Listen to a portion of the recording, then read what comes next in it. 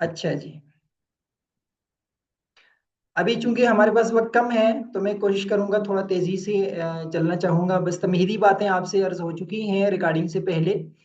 تو قیادت کے لیے اپنے مزاج کو سمجھنا، دوسروں کے مزاج کو سمجھنا، ان کے جذبات کو سمجھنا اور پھر ان کے مطابق ان سے معاملہ کرنا، برتاؤ کرنا، یہ ایک مؤثر رہنما کی اصل قوت ہوتی ہے جی. تو ہماری انشاءاللہ اس کے بعد آنے والی جتنی بھی گفتگو ہوگی تو اسی دائرہ کار کے آس پاس گھومتی رہے گی. اور ہم یہی چاہ رہے ہیں کہ ایک تحمل مزاج، ایک کردبار انسان جو ہے اس کو قائد بننا چاہیے، اور ایسا انسان بہت ترقی کرتا ہے، دوسروں سے اچھے سے کام لے سکتا ہے. اسلامی تعلیمات کیا ہیں اس حوالے سے؟ تو آپ کے سامنے آیت کریمہ ہے سورہ آل عمران کی 159.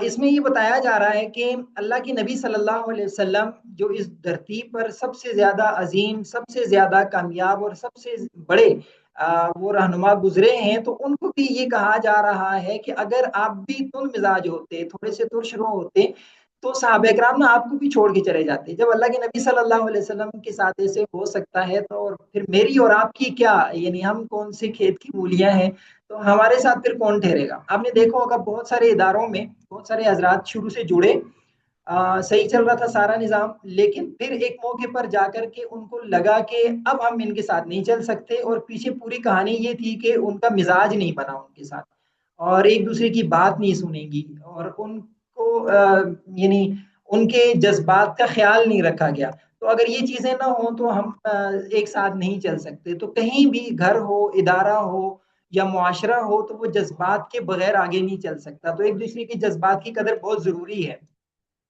اچھا، اس کو ہم نے جذباتی ذہانت کا نام دیا ہے، اور ذہانت کیوں ہے اس پہ ہم تھوڑی سی اب بات کر لیتے ہیں.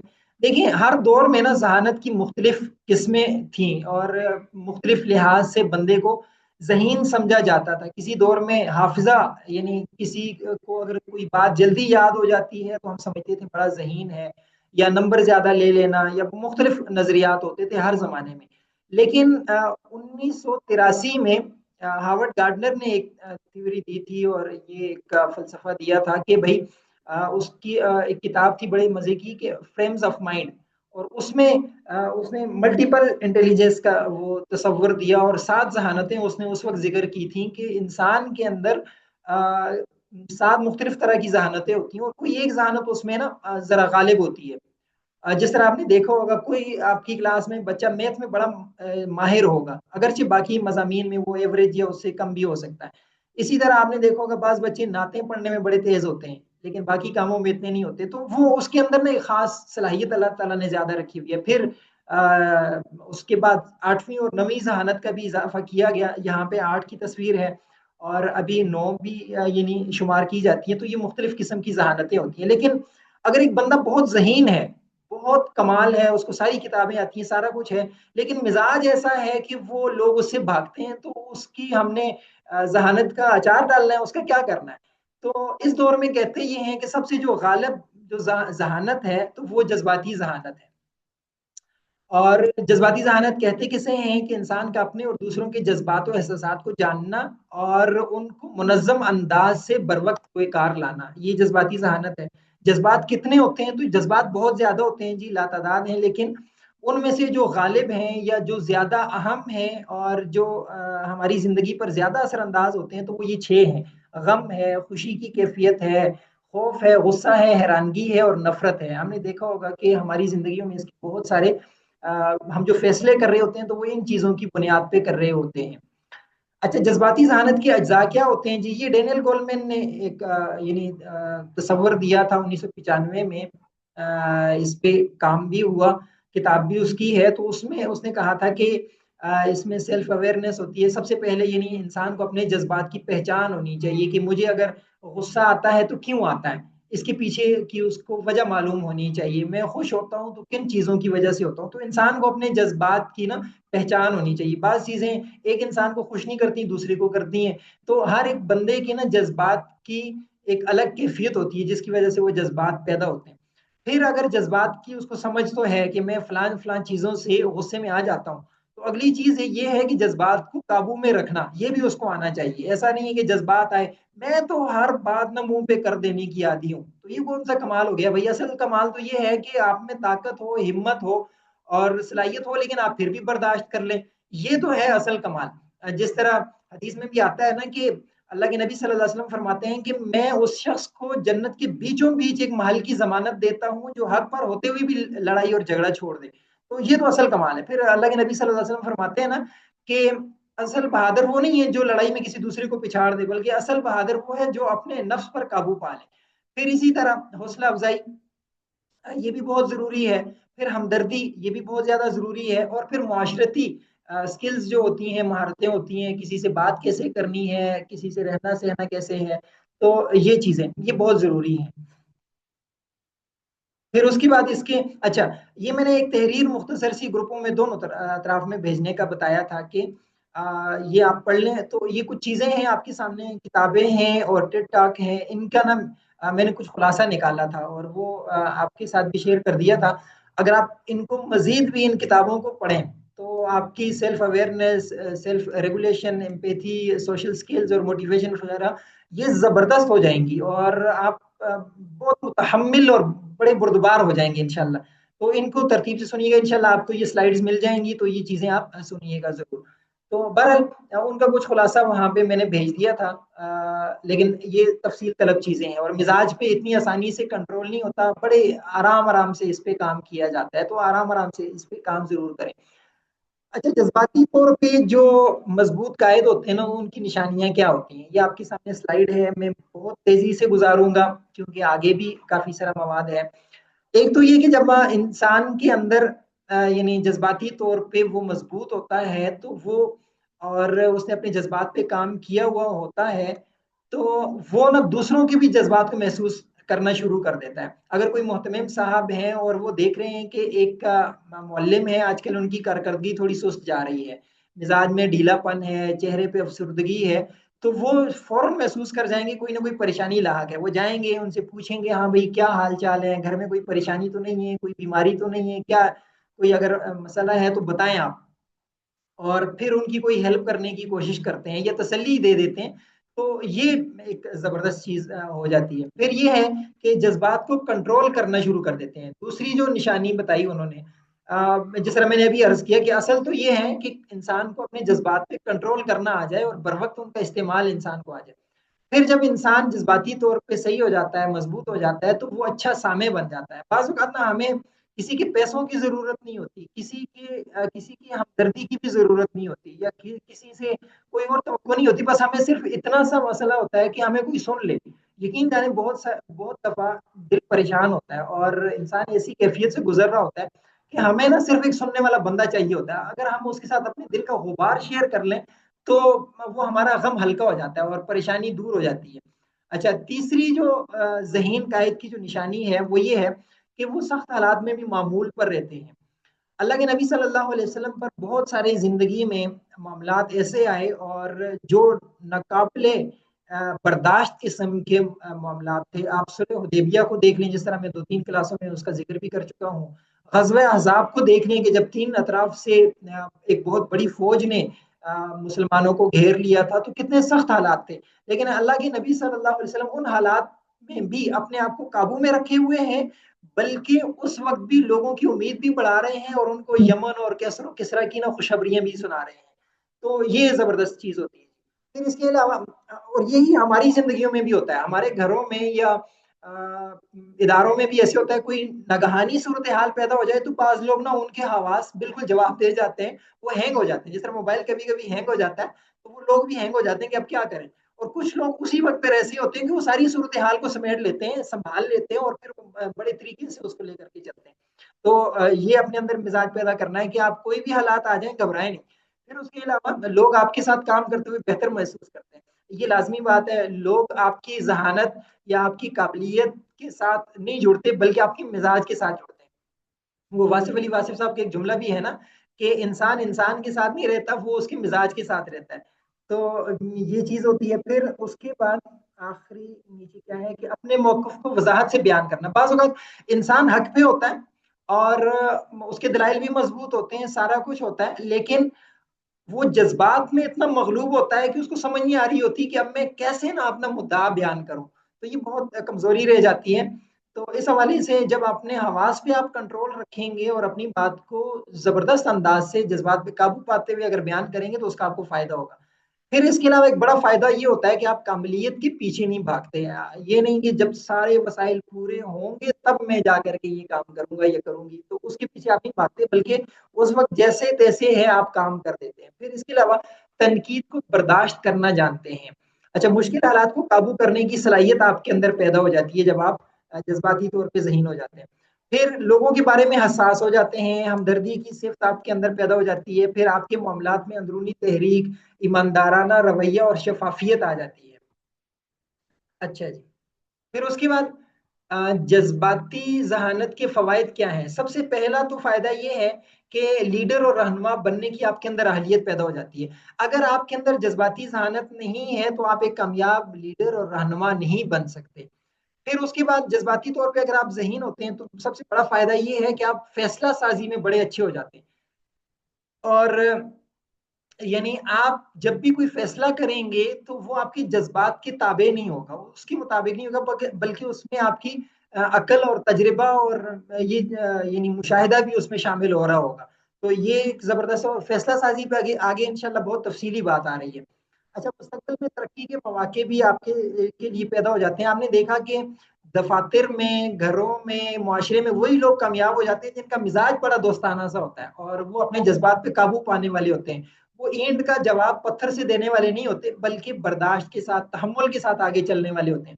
پھر اسی طرح ایسے لوگ جو جذبات پہ قابو رکھنے والے ہوتے ہیں ان کی ذہنی اور روحانی صحت بھی بڑی زبردست ہوتی ہے. اگر آپ کو جلدی غصہ آ جاتا ہے اور پھر وہ آپ نکال نہیں پاتے تو آپ کا بلڈ پریشر، آپ کا شوگر اور دیگر طرح کے مسائل شروع ہو جاتے ہیں. آپ کا معدہ بھی کام نہیں کر رہا ہوتا، آپ کا ہاضمہ بھی خراب ہو گیا ہے، تو اس کا اثر آپ کی پھر پورے جسم پہ پڑتا ہے اور جسم کا اثر پھر آپ کی روحانیت پہ بھی پڑتا ہے. تو بہت ضروری ہے کہ آپ اپنے جذبات پہ قابو رکھیں. پھر مضبوط اور پائیدار تعلقات آپ بنا پاتے ہیں اگر آپ کی جذبات پہ کنٹرول ہے. پھر اسی طرح جلد معاملات کے حل کی طرف آپ چلے جاتے ہیں. اچھا، آپ نے دیکھا ہوگا بعض اوقات گاڑیوں کی آپس میں ٹکر لگ گئی، انسانوں کا انسانوں میں کوئی معاملہ ہو گیا تو پہلے ایک آدھا گھنٹہ تو گالیاں دینے میں اور تکرار میں گزر جاتا ہے. پھر اس کے بعد دیکھتے ہیں ہاں یار نقصان کتنا ہوا ہے، اب دیکھیں کس پہ ڈالنا ہے، کیا کرنا ہے. تو اس سے اچھا نہیں ہے کہ پہلے ہی آپ لڑائی کی طرف جانے کے بجائے دیکھیں کہ بھئی ہاں اللہ تعالیٰ کا شکر ہے میں بھی بچ گیا ہوں، آپ بھی بچ گئے. آپ دیکھتے ہیں کہ گاڑیاں واڑیاں کتنی حد تک خراب ہوئی ہیں، تو اس کا ہم نے کیا کرنا ہے، غلطی کس کی تھی. تو بہرحال پھر مؤثر جماعت سازی، یہ جذباتی طور پہ ذہین جو لوگ ہوتے ہیں تو لوگوں کو جوڑ کر کے رکھ سکتے ہیں اور لوگ ان کے ساتھ جڑے رہتے ہیں. پھر اسی طرح اسٹریس مینجمنٹ ان کے اندر بڑی اچھی ہوتی ہے کہ وہ اپنے آپ پر قابو رکھ سکتے ہیں. پھر اب ہم تھوڑا سا اس طرف آتے ہیں کہ فیصلوں کی کسوٹی کیا ہوتی ہے. یہ آپ نے 5 روزہ ورکشاپ میں بھی یہ چیز سیکھی ہے کہ اگر آپ کے اندر جذبات ہیں اور ان کو آپ نا عقل و شعور کے ساتھ ملا لیتے ہیں اور پھر اس کے بعد آپ فیصلہ کرتے ہیں تو وہ پھر نہ ایک شعوری فیصلہ ہوتا ہے.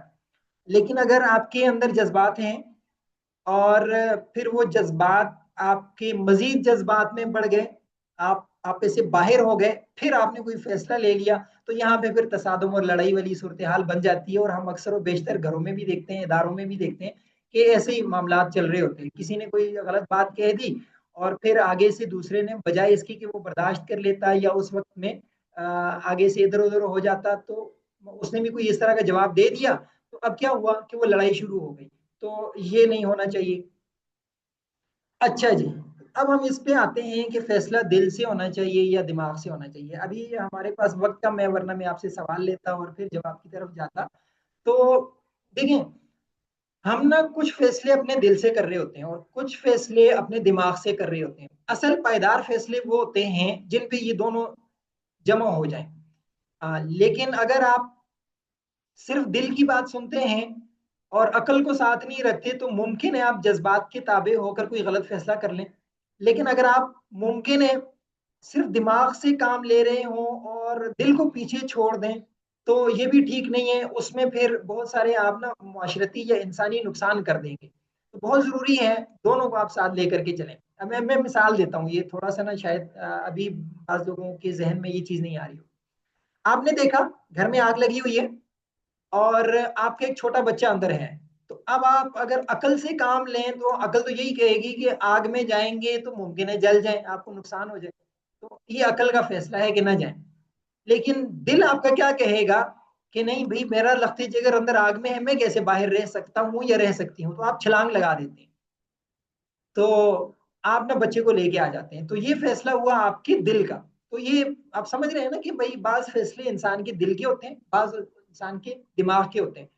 اچھا بعض اوقات میں بعض اوقات نہیں، اکثر اوقات لازم نہیں ہے کہ یہ دونوں مخالف ہوں، بلکہ ممکن ہے آپ کے ایک بھائی ہیں، مثال دے رہا ہوں، بھائی ہیں اور ان کو کسی چیز کی ضرورت ہے، آپ نے محسوس کر لیا کہ ان کو پیسوں کی ضرورت ہے۔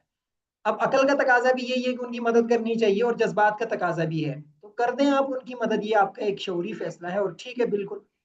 دوسرا یہ کہ کبھی کبھی ایسے ہوتا ہے کہ یہ دونوں فیصلے ہمیں نا مخالف لگ رہے ہوتے ہیں، کہ ممکن ہے اس میں اگر ایک کی رعایت کرتے ہیں تو دوسری کا نقصان ہو جاتا ہے یا ہو جائے گا، تو پھر آپ کیا کرتے ہیں کہ پھر آپ نا یا تو دل سے فیصلہ لیں گے یا دماغ سے فیصلہ لیں گے، یہاں پہ اب آپ آ کے ایک ٹکراؤ کی صورت بن جاتی ہے۔ تو بہرحال اگر جذبات حاوی ہوں آپ کے کسی بھی معاملے میں، تو آپ اس وقت تھوڑا سا وقت لے لیں، معاملے کے تمام پہلوؤں پر غور کریں اور پھر تسلی سے فیصلہ کریں، ٹھیک ہے، یہ بہت ضروری ہے۔ اچھا پھر جو عقل آپ نے استعمال کرنی ہے، تو عقل و شعور کی وضاحت میں یہاں پہ کر دیتا ہوں کہ عقل انسان کی دو طرح کی ہوتی ہے، ایک عقل مطبوع ہوتی ہے اور ایک عقل مسموع ہوتی ہے۔ عقل مطبوع کیا ہوتی ہے کہ انسان کے اندر پیدائشی طور پر وہ خاصیت یا وہ صرف جو اللہ تعالیٰ نے رکھی ہوئی ہے، کہ اس کے اندر ایک شعور ہے، ایک انسان کے اندر ایک اللہ تعالیٰ نے جو ایک صلاحیت رکھی ہوئی ہے، وہ اس کے مطابق فیصلہ کرتا ہے۔ اور عقل مسموع یہ ہوتی ہے کہ بزرگوں کے تجربات، بزرگوں کے مشاہدات یا وہاں سے سیکھی ہوئی جو چیزیں ان کو آپ استعمال میں لا رہے ہوتے ہیں، تو ان کا آپ استعمال کریں، تو یہ عین حکمت ہے۔ یہ عقل مطبوع اور عقل مسموع آپ کو سمجھ آ رہی ہے نا، کہ جب بھی عقل کا آپ نے استعمال کرنا ہو تو یہ دونوں چیزیں آپ نے استعمال اپنی ذاتی عقل بھی استعمال کرنی ہے، اور جو بزرگوں نے پہلے سے کام کر رکھا ہے یا جو ان کی کہاوتیں یا ان کی جو اسباق ہیں یا ان کے جملے یا ان کی جو ہمیں چیزیں بتائی ہوئی ہیں، تو ان سے بھی ضرور سبق لینا ہے۔ مثال کے طور پہ اگر کسی نے پہیہ ایجاد کر دیا تو لازمی نہیں آپ دوبارہ پہیہ ایجاد کریں، تو بن گیا تو بن گیا، بس اب آپ اس کو کام میں لائیں۔ پھر اسی طرح عمومی طور پہ اسلامی نقطہ نظر کیا ہے، تو قرآن پاک میں آپ دیکھیں گے کہ ہمیں دونوں چیزوں کے استعمال کا بتایا گیا ہے۔ افلا تعقلون، کیا تم عقل نہیں رکھتے؟ تو وہاں پہ بھی یہی تقاضا کیا جا رہا ہے کہ تھوڑا سا نا عقل استعمال کیا کرو۔ اور اسی طرح جذبات کو بھی آپ یعنی استعمال میں لا سکتے ہیں۔ اللہ کے نبی صلی اللہ علیہ وسلم نے بہت ساری جگہوں پہ جذبات کو بھی سامنے رکھا اور اس کے مطابق بھی فیصلہ کیا، تو یہ بھی ضروری ہے۔ اچھا پھر اس کے بعد ایک اور چیز ہوتی ہے چھٹی حص۔ بعض اوقات نا آپ کو کوئی اندر سے ایک اشارہ آ جاتا ہے، ایک فیلنگ آ جاتی ہے کہ مجھے ایسے کرنا چاہیے یا مجھے ایسے نہیں کرنا چاہیے، اور آپ اس کے مطابق کوئی فیصلہ لے لیتے ہیں اور اللہ تعالیٰ کرتے ہیں وہ ٹھیک ہو جاتا ہے۔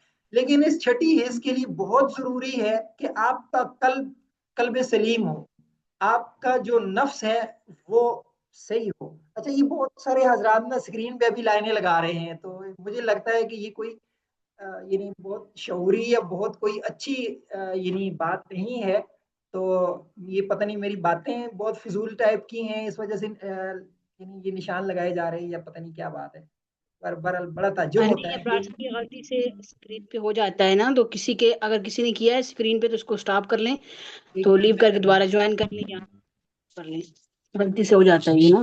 اچھا چلیں بہرحال آگے چلتے ہیں جی۔ میں نے کیا کر دیا؟ اچھا جی، جذباتی پن کے نقصانات کیا ہوتے ہیں؟ بعض اوقات آپ اگر جذباتی طور پہ کوئی کام کر لیتے ہیں تو اس کے نقصانات کیا ہوتے ہیں؟ تو سب سے پہلے یہ ہوتا ہے کہ انسان نے جب بھی جذباتی فیصلہ کیا اسے نقصان اٹھانا پڑا۔ یہ ہمارے سامنے کی مثالیں ہیں، آپ نے دیکھا ہوگا بہت سارے مواقع پر ہم نے خود یا ہمارے گھروں میں کسی نے جذباتی طور پہ کوئی فیصلہ لیا اور کوئی اقدام کر لیا اور پھر اس کے بعد ان کو پچھتانا پڑا۔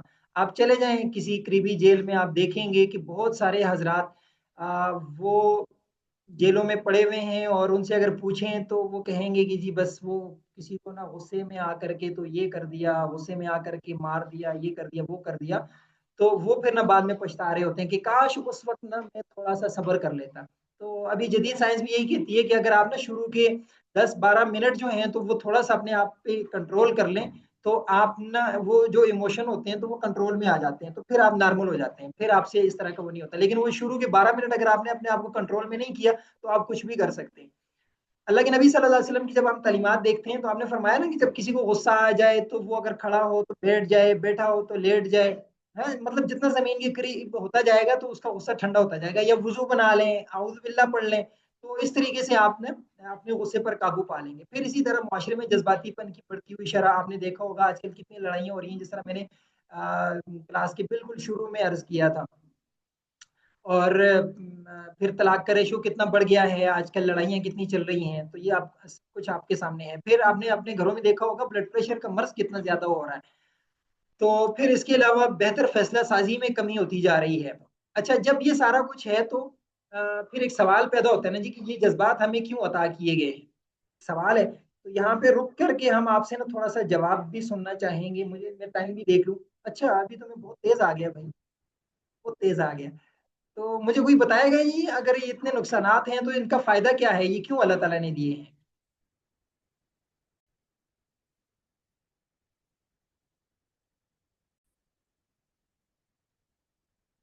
اور کوئی اپنا کوئی تجربہ, اپنا کوئی مشاہدہ بیان کرنا چاہیں؟ بہرحال ابھی ہم اس پہ بات کرتے ہیں کہ جذبات پہ کنٹرول کیسے حاصل کریں. یہ ایک بہت زبردست سوال ہے, اور اس حوالے سے ہم نے نا بہت ساری کہانیاں سنی ہوتی ہیں. آپ نے یہ بھی سنا ہوگا کہ بعض لوگ کہتے ہیں کہ نا انسان ایک فطرت پہ پیدا ہوتا ہے اور وہ فطرت کبھی بدل نہیں سکتی, اور پھر یہ کر کے نا وہ ساری وہ حرکتیں کر رہے ہوتے ہیں جو نہیں کرنی چاہیے, کہ نہیں بس میرا تو مزاج ہی ایسا ہے. ایسے ہے نا. پھر وہ ایک کہانی بھی ہے, اگر آپ مجھے اجازت دیں تو میں آپ کو مختصراً سنا دوں. میں نے بھی دیکھا ہے تھوڑا سا وقت ہے, مجھے لگتا ہے میں انشاءاللہ سمیٹ لوں گا. تو ایک بادشاہ تھا, اس کی اپنے وزیر سے اس نے ایک جملہ کہہ دیا. جملہ یہ تھا کہ ادب غالب ہے فطرت پر, ٹھیک ہے. اور اس کا جو وزیر تھا تو اس نے فوراً کہا نہیں بادشاہ سلامت, فطرت غالب ہے ادب پر. اور اس بات میں نا دونوں میں اختلاف ہو گیا. اچھا, تو جب اختلاف ہوا تو بادشاہ نے کہا کہ آئے یوں کرتے ہیں کہ اپنی بات کو نا ایک تجربے اور مشاہدے سے ثابت کرنے کی کوشش کرتے ہیں. تم بھی سوچو, میں بھی سوچتا ہوں کہ بھئی بات کس کی ٹھیک ہے, آیا ادب غالب ہے فطرت پر یا فطرت غالب ہے ادب پر. تو اب ہوا یہ کہ بادشاہ سلامت نے یوں کیا کہ ایک بلی لی اور بلی کو تربیت یہ دی کہ اس کے سر کے اوپر چراغ رکھا, اور وہ پوری رات اس طرح بیٹھی رہتی تھی, وہ ہلتی نہیں تھی. تو جب اس کی وہ مشق یا وہ ٹریننگ جو ہے تو وہ مکمل ہو گئی, تو اس نے پھر 7ویں دن وزیر کو بلایا اور اندھیرا کیا پورے اس میں حال میں, اور پھر اس نے کیا کیا کہ وہ بلی کو لا کر کے بٹھایا اور بلی کے سر کے اوپر نا اس نے چراغ رکھ دیا. اب وہ پوری رات وہ چراغ روشن رہا. تو پھر بادشاہ نے کہا کہ دیکھیں ادب غالب ہے فطرت پر, یعنی اصل میں بلی کی فطرت تو یہ نہیں ہے کہ وہ انسانوں کے ساتھ ٹک کر کے پوری رات ایک جگہ پہ بیٹھے, لیکن یہ اس کو تمیز اور اس کو ادب اتنا سکھایا گیا ہے کہ اب یہ اسی طریقے سے بیٹھ گئی ہے, اس نے اس طرح سے بیٹھنا سیکھ لیا ہے. اچھا, اب وزیر کے پاس وقتی طور پہ کوئی جواب نہیں تھا, بہرحال وہ چلا گیا. اور اس نے پھر 7 دن تک ایک اور زبردست قسم کا نا یعنی عمل سوچا اور اس پہ اس نے پریکٹس کی. عمل یہ تھا کہ اس نے بازار سے 2 زبردست قسم کے چوہے لیے, اور وہ چوہوں کی پریکٹس یہ کی کہ اس کو نا اپنے سائڈ والے جیبوں پہ ڈال دیا, اور وہ چٹکی بجاتا, اور چٹکی بجانے کے ساتھ ہی نا وہ چوہے چھلانگ لگاتے جیب سے باہر اور وہ نیچے آ جاتے, اور پورے 7 دن ان کو یہ مشق کرواتا رہا. اور وہ جیسے ہی وہ چھلانگ لگاتے تو ان کے کھانے کے لیے کوئی نہ کوئی چیز وہاں پہ رکھی ہوتی اور وہ چوہے بڑے مزے سے کھا لیتے. اب چوہوں کو یہ بات سمجھ میں آ گئی کہ اگر جب بھی یہ چٹکی بجتی ہے تو ہمارے لیے کھانے کی کوئی چیز ہے جس کے لیے ہم نے نیچے چھلانگ لگانی ہے. تو وہ ایسے ہی ہونے لگا. اب جب ان کی صحیح مشق ہو گئی تو اب یہ وزیر گیا اور پھر بادشاہ سے کہا کہ بادشاہ سلامت, میں نا وہ آپ کا جو وہ تجربہ ہے یا وہ جو آپ نے کر کے دکھایا تو وہ دوبارہ دیکھنا چاہتا ہوں, اور اسی دوران میں اپنا بھی یعنی آپ کو جواب دینا چاہتا ہوں. تو بادشاہ نے پھر اسی طرح محفل جمائی, اندھیرا کیا, لوگ بیٹھے ہوئے ہیں, اور بلی لائی اور اس کے سر کے اوپر چراغ رکھا. اب وہ بلی بیٹھی ہوئی ہے اور جب یہ کافی دیر تک وہ بیٹھی رہی تو اب وزیر نے نہ کہا جی حضرت اب میرا نمبر ہے. تو اس نے وہ چٹکی بجائی تو دونوں چوہوں نے چھلانگ لگائی تو وہ باہر. ان کو یہ لگتا تھا کہ نیچے کوئی کھانے کی چیز ہوگی لیکن ایسا نہیں تھا. لیکن بلی کی نظر پڑ گئی چوہوں کے اوپر کہ بھائی 2 چوہے ہیں اور اچھا خاصا موٹا تازہ مال ہے. تو اس نے نہ چراغ دیکھا نہ بادشاہ سلامت کی وہ لاج دیکھی, اس نے نہ دوڑ لگا دی ان کے پیچھے. اب آگے چوہے ہیں اور پیچھے بلی ہے. تو پھر وزیر نے وہاں پہ یہ جملہ کہا کہ نہیں جی فطرت غالب ہے ادب پر. اور اس طرح کی بہت ساری اور کہانیاں ہیں جو آپ نے سن رکھی ہوں گی کہ انسان جو ہے وہ اپنے مزاج کے مطابق یا طبیعت کے مطابق ہی کام کرتا ہے. لیکن ایسا صرف کمپیوٹر میں ہوتا ہے, میں اس کا قائل نہیں ہوں, نہ آپ کو اس کا قائل ہونا چاہیے. کہانیاں ہیں یہ.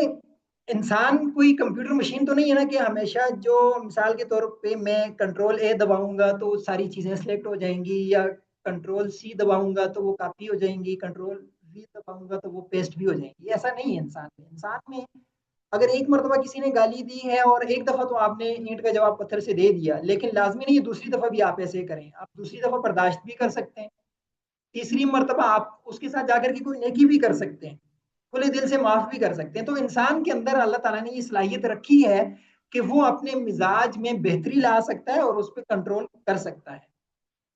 تو بہرحال اگر آپ صحابہ کرام کو دیکھ لیں تو آپ نے دیکھا ہوگا ان کی زندگیاں کس طرح چل رہی تھیں. اللہ کے نبی صلی اللہ علیہ وسلم تشریف لائے, اس کے بعد ان کا مزاج کیسے ہو گیا.